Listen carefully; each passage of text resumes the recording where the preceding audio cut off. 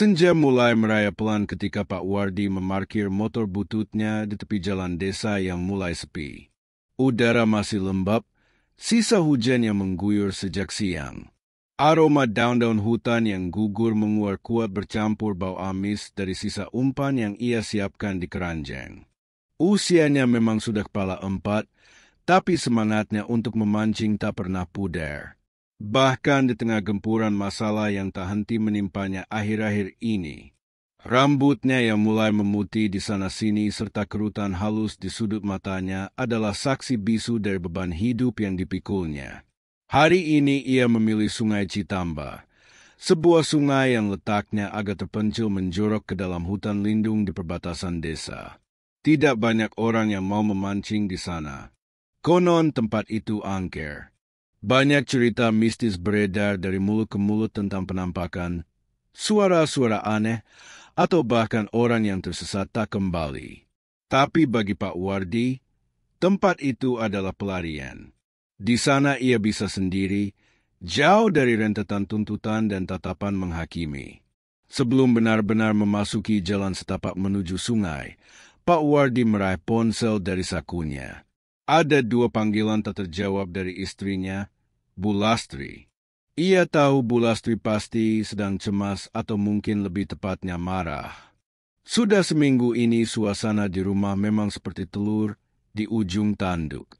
Ketegangan itu bermula dari surat peringatan kedua yang ia terima dari pabrik garmen tempatnya bekerja.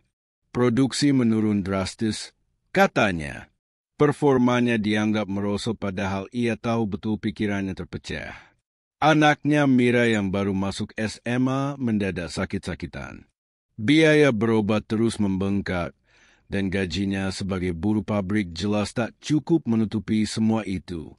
Ia mengetik pesan singkat, "Mancing, Bu, jangan khawatir," lalu mengirimkannya. Berharap pesan itu sedikit meredakan gejolak di rumah. Ia menghela napas panjang menatap hamparan hutan yang gelap di depannya. Pohon-pohon menjulang tinggi. Siluetnya menyerupai raksasa-raksasa yang siap menelan apa saja yang mencoba masuk. Hawa dingin mulai menusuk kulit. Jalan setapak menuju Sungai Citamba tidaklah mudah. Licin berlumpur di beberapa bagian dan akar-akar pohon besar menyembul tak beraturan. Siap menjegal siapa saja yang tidak hati-hati. Pak Wardi melangkah perlahan. Senter di tangannya menerangi jalan.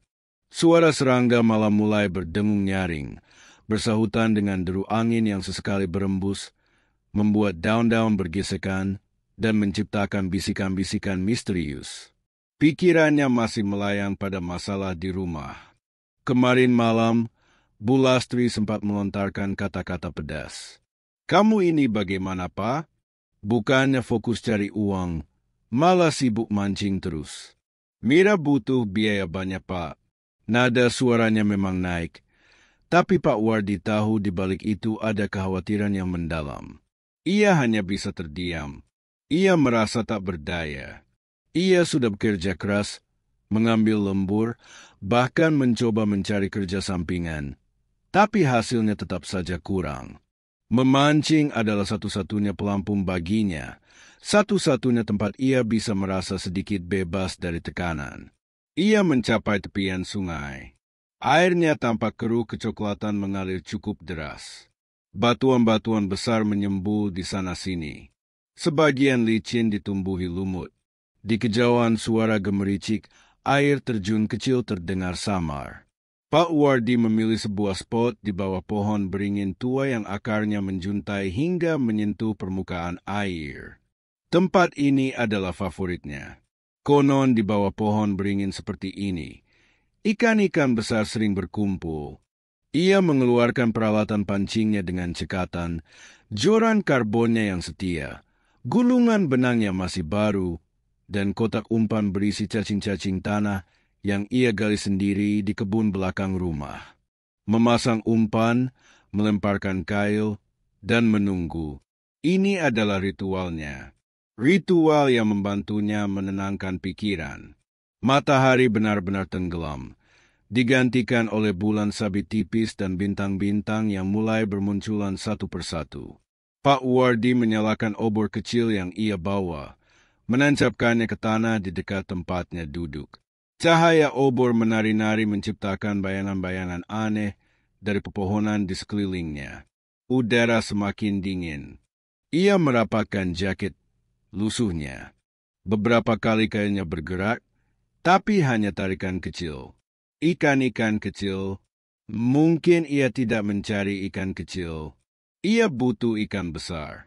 Ikan yang bisa ia jual untuk tambahan biaya berobat Mira atau setidaknya ikan yang bisa membuat Bu Lastri tersenyum lagi. Harapan itu tipis namun ada terus memotivasinya. Ia memejamkan mata sejenak, membiarkan suara alam membanjiri indranya. Deru air, bisikan angin, desiran daun, dan sesekali suara binatang malam yang tak bisa ia identifikasi. Biasanya suara-suara ini menenangkan, tapi malam ini ada sesuatu yang berbeda. Ada semacam bisikan lain yang terasa janggal, terlalu halus untuk didengar jelas, namun cukup untuk membuat bulu kuduknya meremang. Ia membuka mata. Hutan di depannya tampak sama gelap dan misterius. Tapi perasaan itu tetap ada. Perasaan seolah ada yang mengawasinya. Ia menoleh ke kanan dan ke kiri, tapi tak ada apa-apa selain pepohonan rimbun. Mungkin hanya perasaannya saja. Ia mencoba meyakinkan diri. Kelelahan dan tekanan hidup memang seringkali membuat pikiran menjadi tidak jernih. Ia kembali fokus pada kailnya. Tiba-tiba jorannya bergerak kuat. Tarikan yang jauh lebih besar dari sebelumnya. Senyum tipis terukir di bibirnya. Ini dia. Ia menarik joran dengan hati-hati. Perlahan tapi pasti. Perlawanan dari bawah air terasa kuat. Menunjukkan bahwa ikan yang ia dapatkan memang bukan ikan sembarangan. Perlahan ia menggulung benang.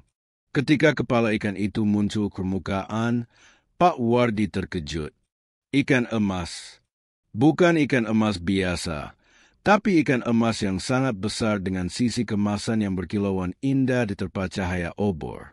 Nani belum pernah ia melihat ikan emas sebesar ini di Sungai Citamba. Ukurannya hampir sebesar lengan orang dewasa. Nilainya pasti lumayan.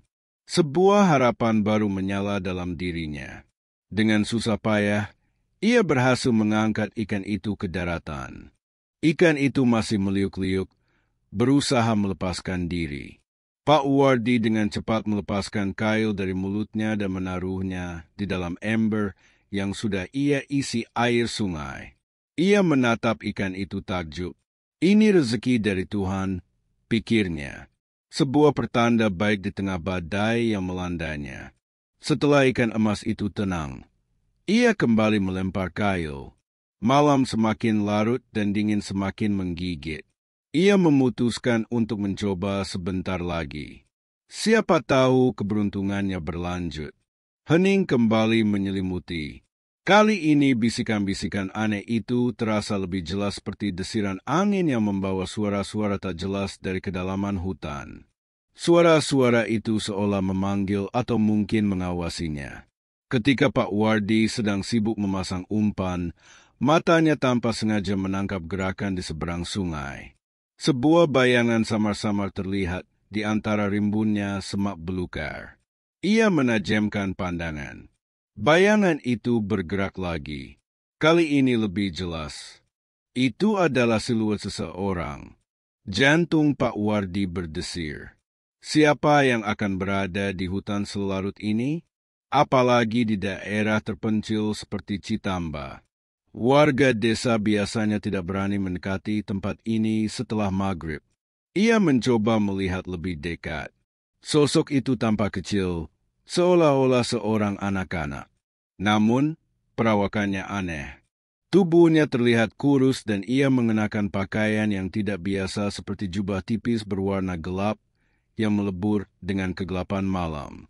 Ia tidak terlihat membawa senter atau obor. Bagaimana ia bisa melihat di kegelapan ini? Sosok itu kemudian melangkah maju keluar dari bayangan semak. Pak Wardi menahan napas. Ia bisa melihat wajahnya sekarang. Wajahnya pucat dengan mata yang terlihat besar dan gelap, seolah menyerap seluruh cahaya di sekitarnya.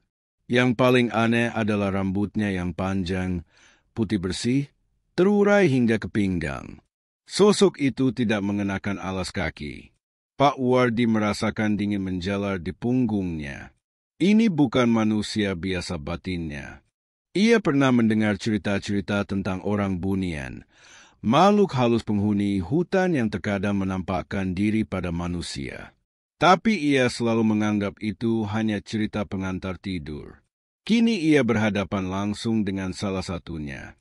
Sosok itu berdiri diam di seberang sungai menatap Pak Wardi. Tidak ada ekspresi di wajahnya, hanya tatapan kosong yang menusuk. Suasana menjadi hening seketika. Bahkan suara serangga pun seolah berhenti. Hanya deru air sungai yang masih terdengar menjadi latar dari keheningan yang mencekam. Pak Wardi tidak tahu harus berbuat apa. Lari tapi kakinya terasa lumpuh. Berteriak suaranya seolah tercekat di tenggorokan. Ia hanya bisa duduk terpaku, memegang joran dengan erat, mencoba menenangkan detak jantungnya yang berdebar kencang. Setelah beberapa saat yang terasa seperti keabadian, sosok itu perlahan mengangkat tangannya menunjuk ke arah ember berisi ikan emas Pak Wardi. Gerakannya sangat lambat dan halus seperti tarian dalam mimpi. Kemudian suara itu datang. Bukan suara yang keluar dari mulut, tapi seperti bisikan langsung di dalam kepala Pak Wardi. Suara itu lembut namun dingin tanpa emosi. Ikan itu berikan padaku. Pak Wardi terkesiap. Bisikan itu bukan hanya kata-kata, melainkan sebuah perintah yang terasa begitu kuat, seolah merasuk ke dalam benaknya. Ia menelan ludah. Bagaimana mungkin makhluk ini tahu ia mendapatkan ikan emas? Apakah ia sudah mengawasi Pak Wardi sejak tadi? Ia menatap sosok itu lagi. Tidak ada ancaman fisik yang terlihat, tapi kehadirannya saja sudah cukup membuat Pak Wardi merasa terintimidasi. Apakah ia harus memberikan ikan itu? Ikan yang begitu berharga yang ia harapkan bisa membantu mengatasi masalahnya. Tapi di sisi lain, ketakutan menguasai dirinya. Ia tidak tahu apa yang akan terjadi jika ia menolak makhluk ini dengan segala keanehannya jelas bukan sesuatu yang bisa ia hadapi dengan akal sehat. Ada firasat kuat yang mengatakan bahwa menolak permintaan ini akan membawa konsekuensi yang jauh lebih buruk daripada kehilangan seekor ikan. Pak Wardi menarik napas panjang, mencoba mengumpulkan sisa-sisa keberaniannya.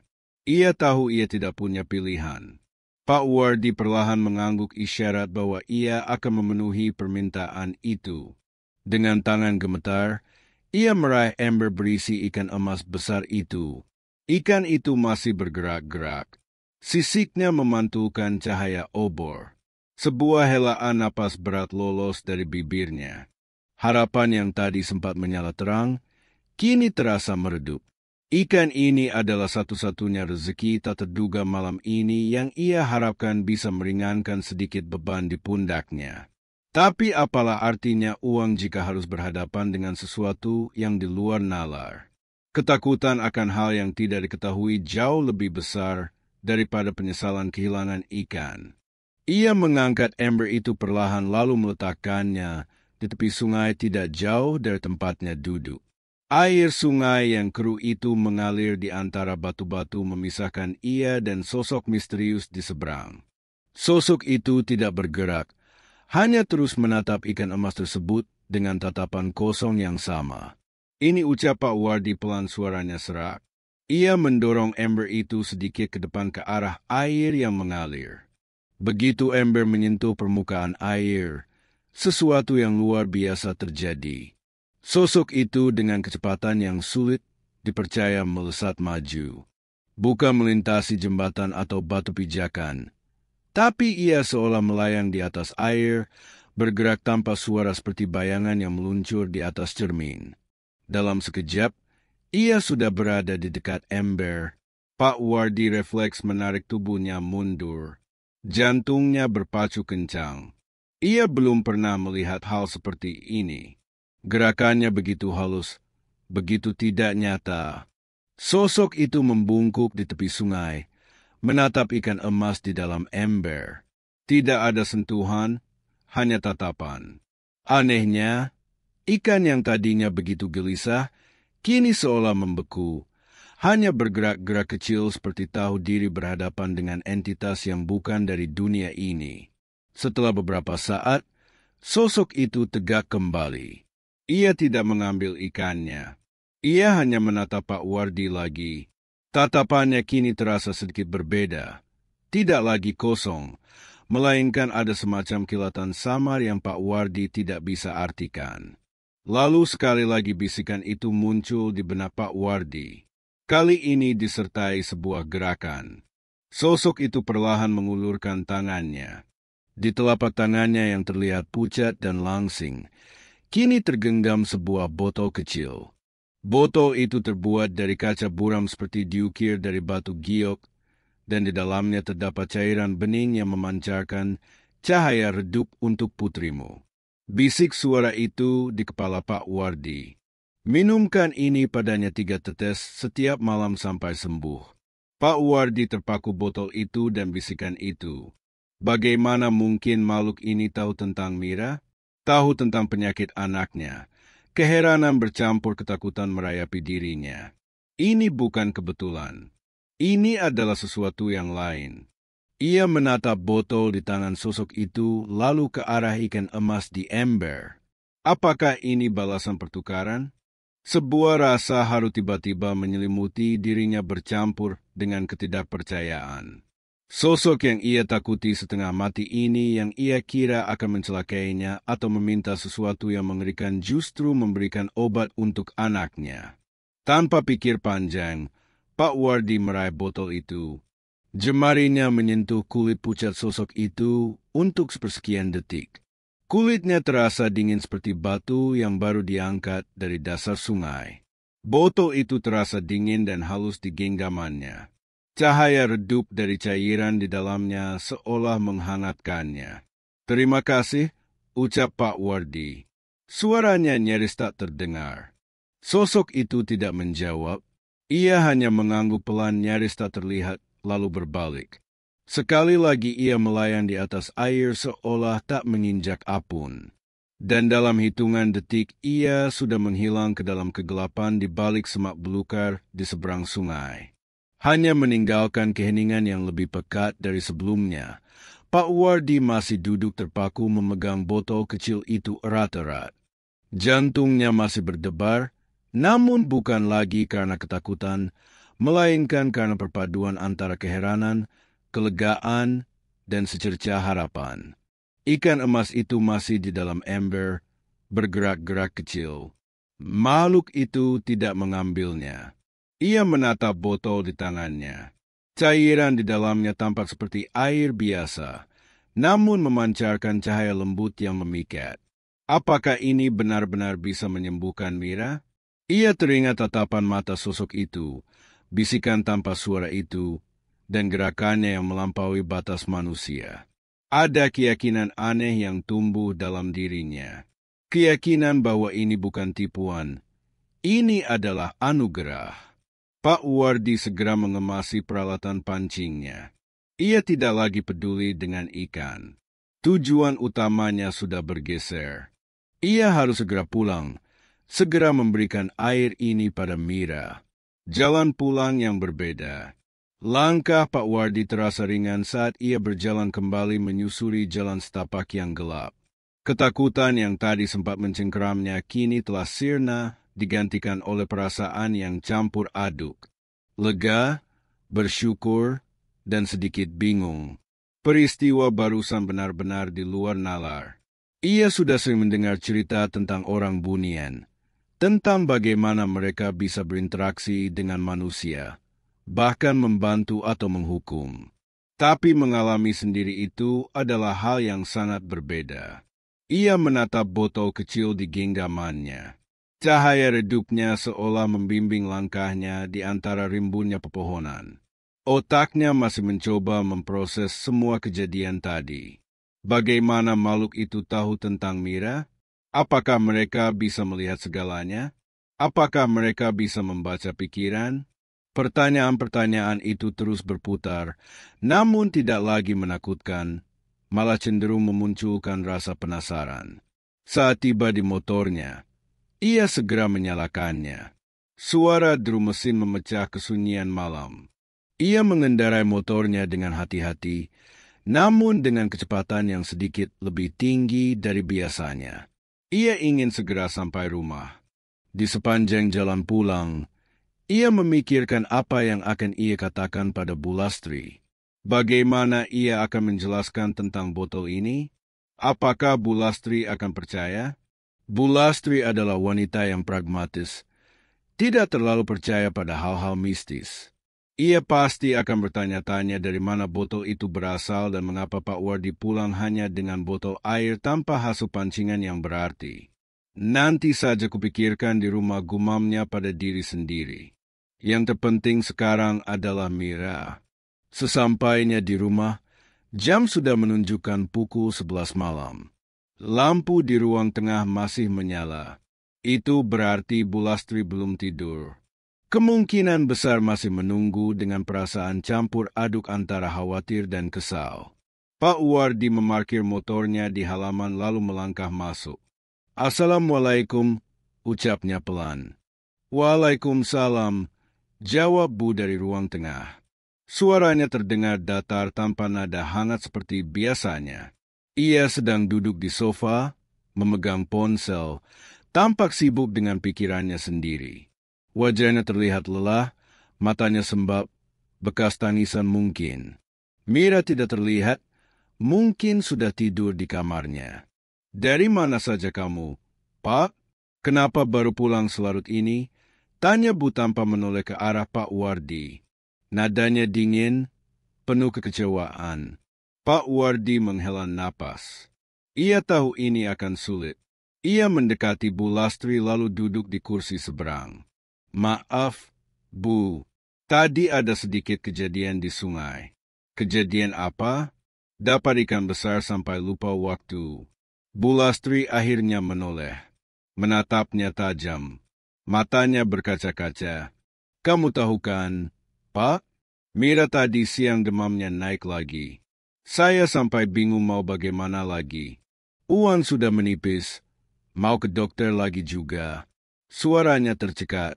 Ia menunduk, mencoba menahan tangis. Melihat istrinya seperti itu, hati Pak Wardi mencelos. Rasa bersalah menghimpitnya. Ia tahu betapa berat beban yang dipikul istrinya. Sendirian mengurus anak yang sakit dan memikirkan biaya. "Bu, dengarkan saya baik-baik," kata Pak Wardi berusaha terdengar setenang mungkin. Ia mengangkat botol kecil di tangannya. "Tadi di sungai saya bertemu dengan seseorang." Ia berhenti sejenak mencari kata yang tepat. "Bukan orang biasa, Bu." Bu Lastri mengangkat kepala, menatap botol itu, lalu beralih ke wajah Pak Wardi. Matanya menyiratkan kebingungan. "Apa yang kamu bicarakan, Pak? Botol apa itu?" "Tadi saya mancing, Bu, dan dapat ikan emas sangat besar." Pak Wardi memulai ceritanya. Ia memutuskan untuk mengatakan yang sebenarnya. Walaupun ia tahu itu mungkin terdengar gila. Setelah dapat ikan itu, ada sesosok makhluk muncul dari seberang sungai.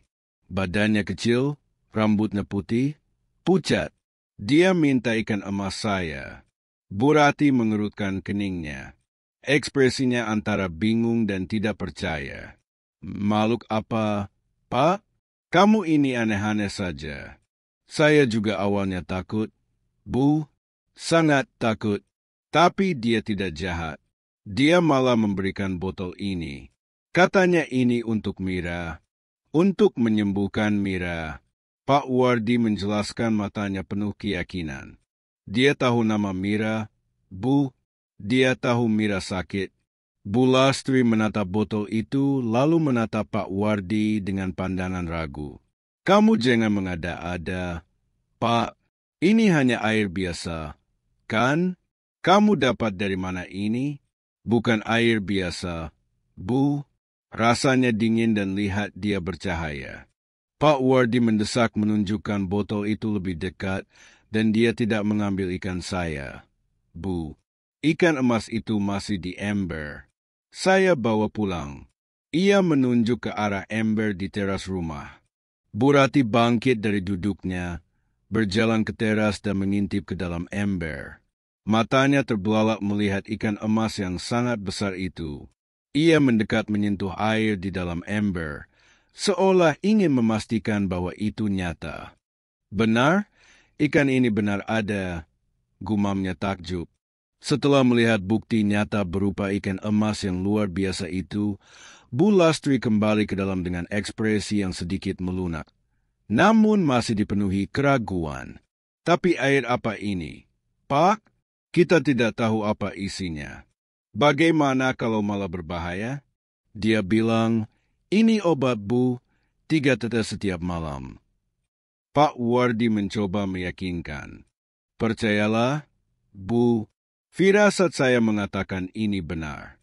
Bu Lastri terdiam. Ia memandangi botol di tangan Pak Wardi lalu ke arah kamar Mira. Kecemasan di wajahnya masih terlihat jelas. Sebagai seorang ibu, ia pasti akan melakukan apapun untuk anaknya. Namun, naluri kehati-hatiannya juga tinggi. Kita coba saja, Bu. Pak Wardi memohon. Nada suaranya penuh harap. Apa salahnya mencoba? Kita sudah mencoba banyak hal dan belum ada hasilnya. Ini mungkin keajaiban, Bu. Terjadi keheningan panjang. Bu Lastri memejamkan mata, menghela napas, seolah sedang menimbang-nimbang keputusan besar. Akhirnya ia membuka mata. Ada secerca harapan di sana bercampur dengan keputusasaan yang membuatnya berani mengambil risiko. Baiklah, Pak, ucapnya pelan. Nyaris berbisik. Tapi kalau terjadi apa-apa, kamu yang tanggung jawab. Senyum tipis mengembang di bibir Pak Wardi. Ini adalah kemenangan kecil. Pasti, Bu. Mari kita ke kamar Mira. Mereka berdua masuk ke kamar Mira yang temaram. Mira terbaring di tempat tidur. Napasnya terdengar berat. Wajahnya pucat. Keringat dingin membasahi dahinya. Sudah seminggu ini kondisinya naik turun membuat orang tuanya nyaris putus asa. Pak Wardi mendekati tempat tidur duduk di samping Mira. Dengan hati-hati ia membuka botol kecil itu. Cairan bening di dalamnya tampak berkilauan samar di bawah cahaya lampu tidur. Ia meneteskan 3 tetes cairan itu ke sendok kecil. Lalu dengan sangat hati-hati ia mendekatkannya ke bibir Mira. Nak, minum ini ya. Bisik Pak Wardi lembut. Mira yang setengah sadar. Dengan lemah membuka mulutnya. Pak Wardi meneteskan cairan itu ke dalam mulutnya. Mira menelan lalu kembali terpejam.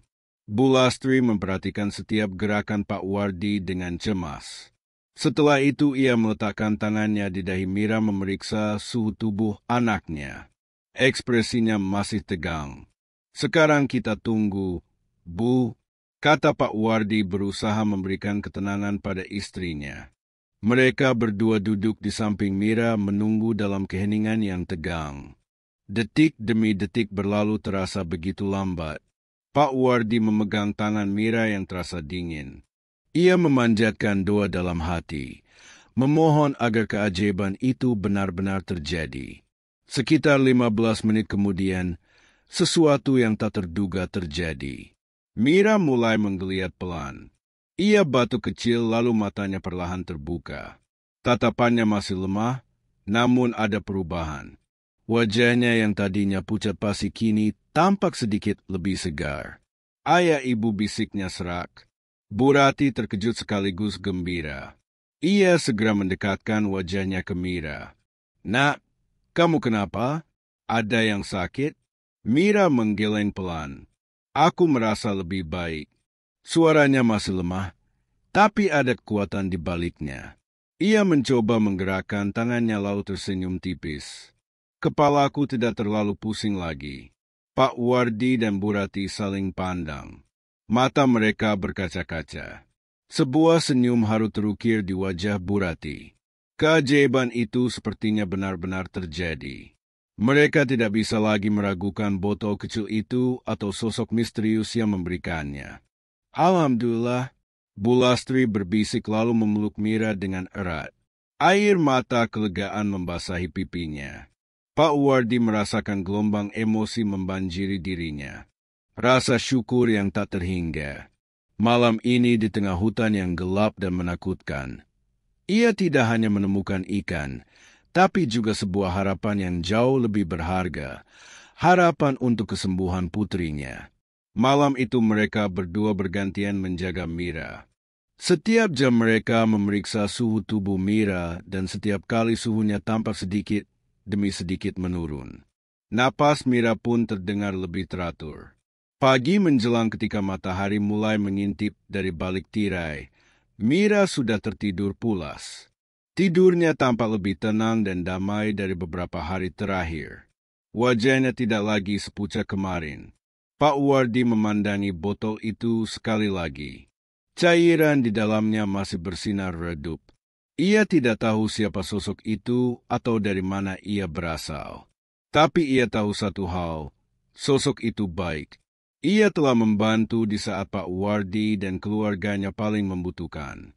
Beberapa hari berikutnya, kondisi Mira terus membaik secara signifikan.